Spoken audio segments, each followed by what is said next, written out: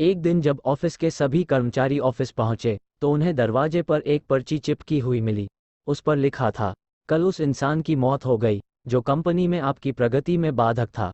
उसे श्रद्धांजलि देने के लिए सेमिनार हॉल में एक सभा आयोजित की गई है। ठीक 11 बजे श्रद्धांजलि सभा में सबका उपस्थित होना अपेक्षित है।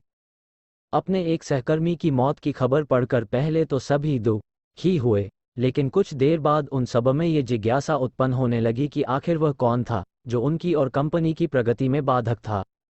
11 बजे सेमिनार हॉल में कर्मचारियों का आना प्रारंभ हो गया। धीरे धीरे वहां इतनी भीड़ जमा हो गई कि उसे नियंत्रित करने के लिए सिक्योरिटी गार्ड की व्यवस्था करनी पड़ी। लोगों का आना लगातार जारी था। जैसे जैसे लोगों की भीड़ बढ़ती जा रही थी, सेमिनार हॉल में हलचल भी बढ़ती जा रही थी।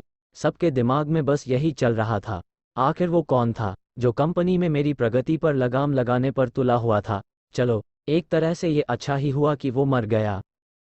जैसे ही श्रद्धांजलि सभा प्रारंभ हुई, एक एक करके सभी उत्सुक और जिज्ञासु कर्मचारी कफन के पास जाने लगे।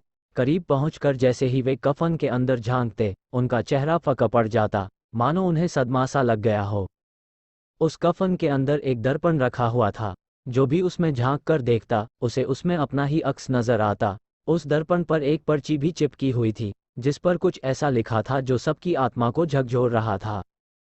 केवल एक ही इंसान आपकी प्रगति में बाधक है और वो आप खुद है। आप ही वो इंसान है जो अपने जीवन में क्रांति उत्पन्न कर सकते हैं। आप ही वो इंसान है जो अपनी खुशी, अपनी समझ और अपनी सफलता को प्रभावित कर सकते हैं। आप ही वो इंसान हैं जो अपनी खुद की मदद कर सकते हैं। आपका जीवन नहीं बदलता जब आपका बॉस बदल जाता है। आपका जीवन नहीं बदलता जब आपके दोस्त बदल जाते हैं। आपका जीवन नहीं बदलता जब आपके पार्टनर या साथी बदल जाते हैं। आपका जीवन तब बदलता है जब आप खुद बदल जाते हैं।